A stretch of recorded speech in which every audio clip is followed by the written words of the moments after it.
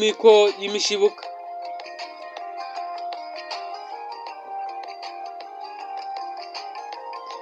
Ahandi hantu tugiye kugarukaho uyu munsi mu kiganiro cyacu ni ahitwa ku mukore wa Rwabugiri i Kageyo.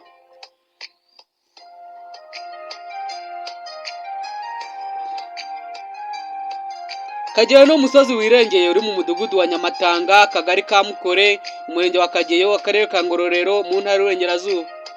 Mu Rwanda rwo hambere hari mu Kingogo, mu mpinga y'uwo musozi hari hubatse umurwa w'umwami Kigeli wa kane Rwabugiri. Ahahoze ingoro ya Rwabugiri Kageyo niho hitwa ku mukore wa Rwabugiri kubera igiti cy'umukore cyahabaga. Abakuze batuye muri aho ngaho uwo mukore barawusanze, warashaje uza kwigusha ahagana mu mwaka w'1978 nk'uko bitangazwa na Munyentara Alphonse.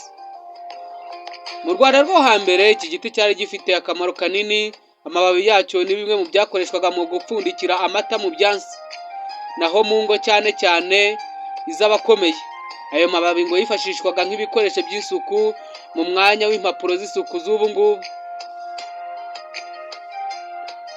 Umukore wa Rwabugiri umaze kwigusha ngo waje gututirwa n'uwitwa Hakizimfura bakundaga kwita Kizizi. Aragenda arawasa arawucana. Akimara kuwasa Hakizimfura ngo yahise afatwa n'ikibyimba mu kaguru. Ikibyimba kigenda kimuka kiza kugera mu kibero. Habanje gukekwa ko yaba yararwaye amasazi, bageze aho bati ni intongi, nyuma bati ni kanseri. Iyo ndwara ngo yagiye kuyivuza ku Muhororo birananirana, bamujyana kuri Shyira biranga, ndetse no mu bitaro byo mu Ruhengeri. Ariko bibi by'ubusa aza kugwa iwe mu rugo azize icyo kibyimba. Benshi mu batuye aka gace bakemeza ko ubwo burwayi bwahitanye Hakizimfura bwaba bufitanye isano no kuba yaracanye umukore wa Rwabugiri.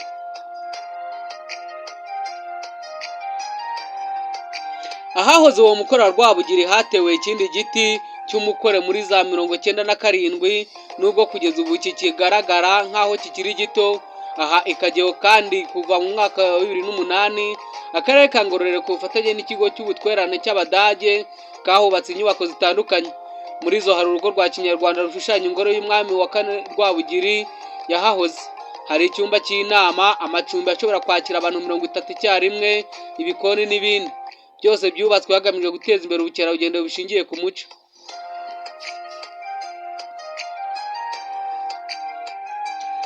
Hari impamvu eshatu z'ingenzi zituma Kageyo ifatwa nk'ahantu ndangamurage ushingiye ku mateka. Iya mbere ni uko Kageyo yari imwe mu ngoro z'umwami Rwabugiri wayoboye u Rwanda kuva mu 1853 kugeza mu 1895. Ubushakashatsi bwakozwe na Alexis Kagame mu 1975 bwerekanye ko abami b'u Rwanda bose hamwe batuye mu ngoro zigera ku 124. Rwabugiri ubwe akaba yarabaye mu zirenga 30 harimo n'iyi Kageyo.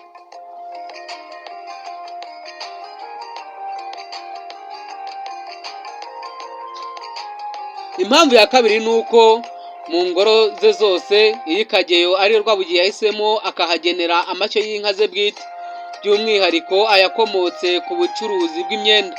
Aha twakwibutsa ko Rwabugiri na Rudahigwa aribo bami bonyine bagize amashyo y'inka zabo bwite mu mateka y'u Rwanda.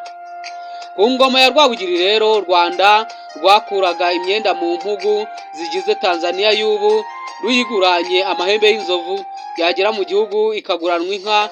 Izo nka zikaba umutungo w'ingoro y'Ikageyo. Ubwo bucuruzi bw'imyenda bwayoborwaga n'umwami wa Kigeli wa kane Rwabugiri ubwe.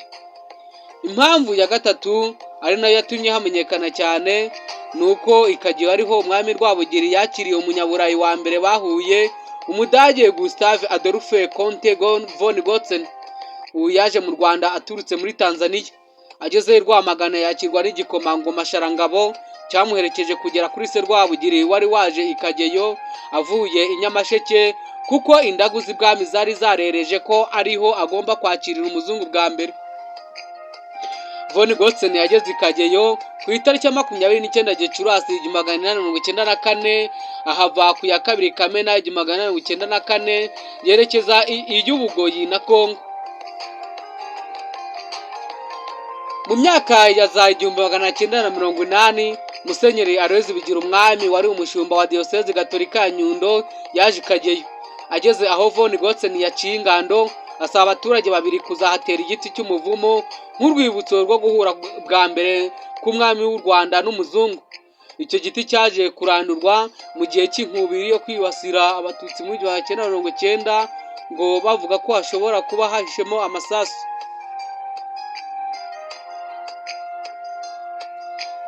Inkuru y'uko Von Gotzen yakiriwe Kageyo n'umwami Rwabugiri yanditsweho n'abatari bake, ariko hano turifashisha Padiri Alexis Kagame we ubwe. Turifashisha Padiri Alexis Kagame, Hedruk Honk mu 1990 ndetse na Reinhard Binseir mu 1992. Ubwo turifashisha inyandiko zanditsweho n'abanditsi bombi ko ari batatu. Bavuga ko Von Gotzen ari we wabaye guverineri generali wa mbere w'igice cya Afurika y'Iburasirazuba cyari cyareguriwe Ubudage mu nama y'i Berlin yateranye mu 1884 kugeza 1885 ikagabanya Afurika ibihugu by'i Burayi. Akaba yaraje mu Rwanda agamije kumenyesha umwami warwo ko igihugu cye kiri mu bice bya Afurika bitegekwa n'Ubudage.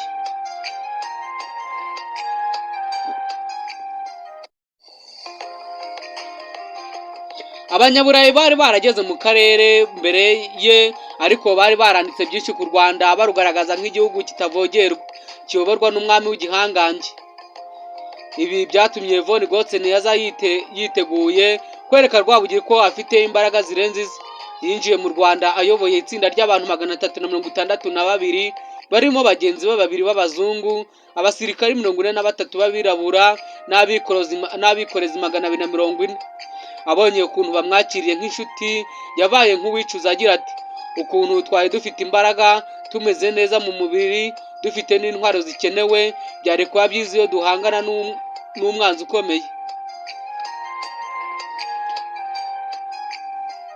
Ku ruhande rw'u Rwanda nyamara Rwabugiri yari yaragiriwe inama n'umwami Rumanyika w'Ikaragwe ko atagomba kurwanya abazungu, ko ahubwo iyo ubakiriye nk'inshuti muyoborana, washaka kubarwanya bakakunesha byoroshye kubera intwabo zabo zikomeye, kandi bagasenya burundu ubwami bwawe. Rwabugiri kandi yari yasanzwe yifuza ko abazungu baza mu Rwanda bakamubera abagaragu, akabagabira imisozi, nabo bakajya bamukorera imyenda. Ni muri urwo rwego yigeze kohereza umwami Gashiruru w'Ubujinja muri Tanzania intumwa ebyiri z'inkoramutima amusaba kumwoherereza abazungu babiri yari yamenye ko bari iwe, ariko ntibashobora kuza. Birumvikana rero ko Rwabugiri yari yiteguye kwakira neza Von Gotzen, amutezeho cyane cyane izo nyungu z'ubucuruzi harimo n'ubw'intwaro. Icyo gihe Rwabugiri yari atunze imbunda z'Abarabu zitwa Makoba zigera kuri 60, ariko yari azigeneye umuhigo gusa kubera gusuzugura imikoreshereze yazo ku rugamba. Bari baramubwiye umuzinga, akaba yarifuza kuwutunga mu ntwaro ze kimwe n'izindi mbunda za kizungu zari zigezweho. Nta mpungenge kandi ko Rwabugiri yari afite z'uko uwo Mudage azaza arwana, kuko icyo gihe mu Rwanda bemeraga indagu cyane, kandi zikaba zari zereje ko uruzinduko rw'umuzungu bwa mbere ibwami ruzaba ruhire, ndetse zikagena n'aho azakirirwa ariho i Kageyo turi kugarukaho muri iki kiganiro. Nk'uko bigaragara rero ko bajya guhura, Rwabugiri na Von Gotzen bari bafite imyumvire itandukanye cyane.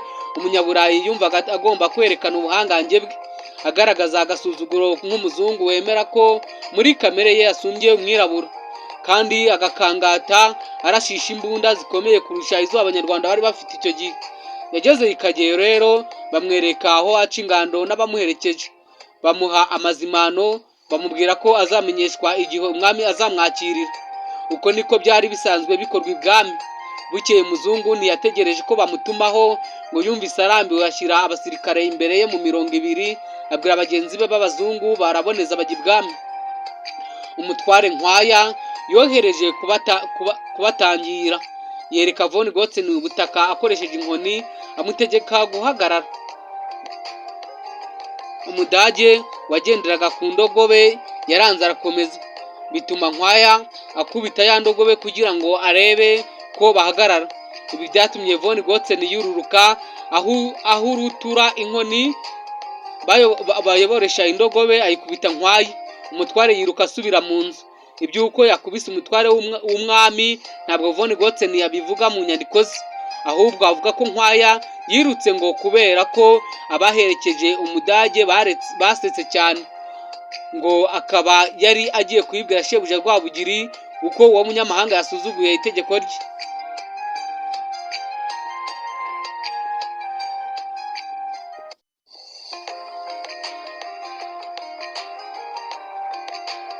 Von Gotzen rero akomeza avuga ko binjiye mu rugo ibwami bakicara hanze ku ntebe zabo bari bitwaje, bagatungurwa no kuba nta ngabo bahasanze. Nkwaya yaje gusohoka mu nzu n'undi mugenzi we barabaramutsa ngo bafite ubwoba, intoki zititira. Umuzungu na bene wabo ngo baratangaye. Umwanditsi Honke akibaza niba gutangara kwabo kwaraterwaga n'uburebure budasanzwe bw'abo batware b'ibwami cyangwa kubusana kw'igihagararo cyabo n'ubwoba bukabije bwabo batware bamenyereye amategeko avuye ibukuru, batunguwe no kubona abanyamahanga batitaye na gato ku gaciro kabo. Ibi bigaragara mu gitabo cyanditswe na Honke mu 1909 kuri paji 86. Von Gotzen avuga ko kandi ko mu nzu haje gusohokamo abandi batware, nyuma hakaza kuza Rwabugiri ubwe ngo ubona ashidikanya kandi afite isoni.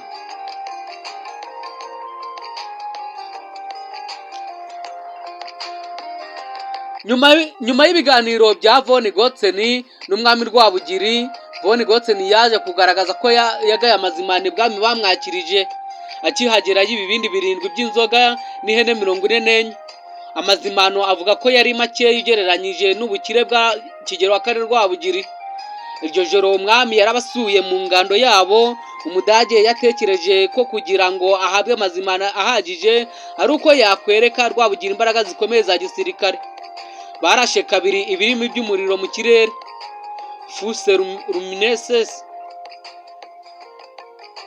Ngo bukeye intumwa za Rwabugiri ziza kubagusha neza, zibasezeranya kuzabaha ibiribwa n'abikorezi. Bivuga ko n'ibimasa bazimaniwe nyuma babyishe babirashe mu rwego rwo kwerekana ububasha bw'intwaro zabo. Von Gotzen rero avuga ko umwami Kigeli wa kane Rwabugiri ngo yari afite amatsiko nk'ay'umwana ubwo yamusuraga mu ngando ye, akanongeraho ariko ko Rwabugiri yabavugiragaho neza, abamugaragiye bagaseka. Ibitwenge Von Gotzen yemeza ko bitari iby'ukuri, ko ngo babiterwaga no gutinya umwami. Ibi nabyo tubisanga mu gitabo cyanditswe na Honke mu 1990 kuri paji 86.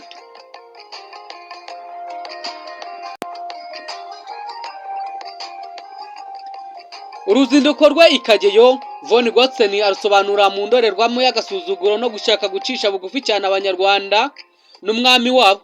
Abanyamara nubwo bari bagennye kumwakira neza, ntibigeze bamufata nk'umuntu ubasumbye cyangwa ngo bate agaciro imbere ye, ahubwo batunguwe no kubona umushyitsi w'imena. Bari biteguye agaragaza ubunyamusozi n'ubunyamaswa batashoboraga kumukekera. Byaberetse ko aho aturuka batagira umuco n'uburere. Ibi nabyo tubisanga mu gitabo cyanditswe na Honke mu 1990 nabwo kuri paji 86. Umuzungu yinjiye atunguranye. Umwami Rwabugiri bari kumwambika imyenda y'ibirori. Byabaye ngombwa ko asubika ibyo yari agiyemo kugira ngo yakire uwo mushyitsi w'ikinyabupfura gike. Von Gotzen ubwe ariko yivugira ko we na bagenzi be bategereje umwanya batuje. Rwabugiri bagafata icyicaro, bakamuzanira inzoga akabanza agasoma mbere y'uko batangira ibiganiro. Rwabugiri kandi yabatiriye uko baje nk'abantu badafite ikinyabupfura, bituma adaha agaciro cyane ibiganiro bagiranaga, ahubwo yigiriye amatsiko yo kumenya niba ibara ry'uruhu rwabo ari rimwe ku mubiri wose no mu mavi, ari nako abavugiraho neza. Umwami ntiyashatse gusubiza ibibazo byinshi umudage yari afite, na bike yamushubije yaramurindagizaga. nk'uganira n'umuntu yacishijemo ijisho. Niyo mpamvu rero yamubwiye ko afite abana 90, ko ariko nta n'umwe muri bo azaraga ingoma, ko abo aha amahirwe ahubwo ari abavandimwe be Rubaga na Rutabagisha bari bamwicaye iruhande. Nyamara byari bizwi ko Rwabugiri atari afite abana bangana batyo, kandi ko icyo gihe umwe mu bana be Rutarindwa yari yaramaze kwimikwa mu 1889 nk'uzamusimbura ku ngoma. Mbibutsa yuko uyu Rutarindwa ari we warazwe ingoma na se Rwabugiri, akitwa Mibambwe wa kane Rutarindwa. Ariko uyu Rutarindwa ntago ingoma yarirambyeho, ahubwo yaje gukurwa ku ngoma na Yuhi wa gatanu Musinga afatanyije na nyina Kanjogera. Bityo ariho haturuka ya ntambara yo ku Rucushu, nayo tuzagarukaho mu minsi iri imbere.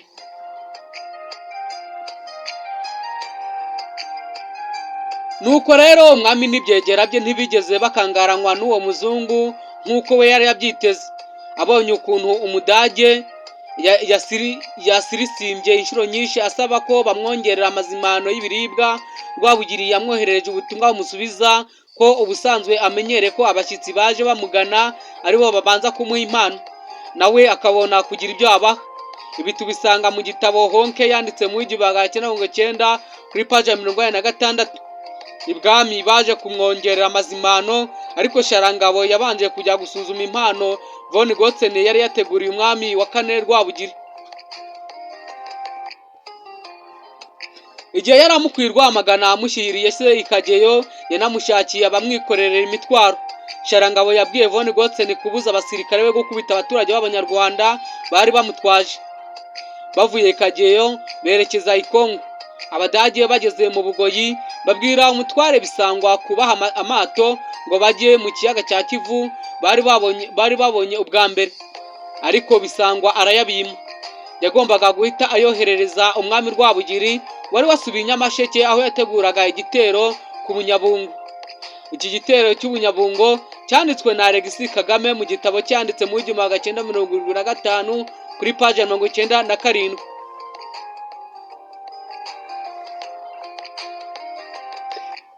Biragaragara ko rero ibwami batigeze bakangwa n'uwo Mudage nk'uko we yifuzaga kubyerekana mu nyandiko ze, cyane ko mu nyandiko Adolphe von Gotzen yanditse agaragazaga yuko ibwami bamutinye cyangwa se bagakangwa nawe ubwe. Ariko nk'uko yifuza kubyerekana mu nyandiko ze, ntabwo ariko ibwami byari bimeze ko bamutinye. Rwabugiri rero yatanze atamenye ubukoroni, kuko bwatangiye kumugaragara mu 1897 ku ngoma ya Yuhi wa gatanu Musinga.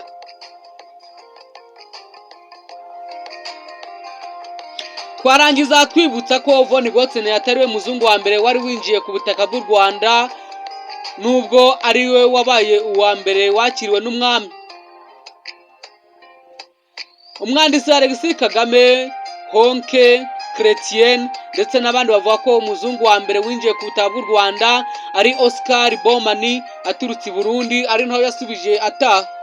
Yinjiye mu Rwanda ku itariki ya 11 Nzeri mu 1892, ava kwa 15 z'uko kwezi. Abanditsi benshi barimo Mbonimana, Ntezimana na Honke bavuga nyamara ko Henry Morton Stanley yari yarageze ku kiyaga cy'Ihema ku wa 10 z'ukwa gatatu 1896, ndetse akarara ku kirwa kiri muri icyo kiyaga.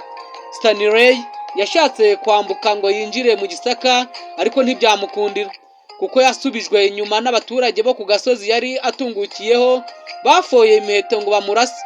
Kuba atarashoboye gukandagira kuri ubwo butaka bishobora kuba ariyo mpamvu kugeza ubu nta mwanditsi umufata nk'umuzungu wa mbere winjiye mu Rwanda, nubwo yari yarageze mu kiyaga cy'Ihema.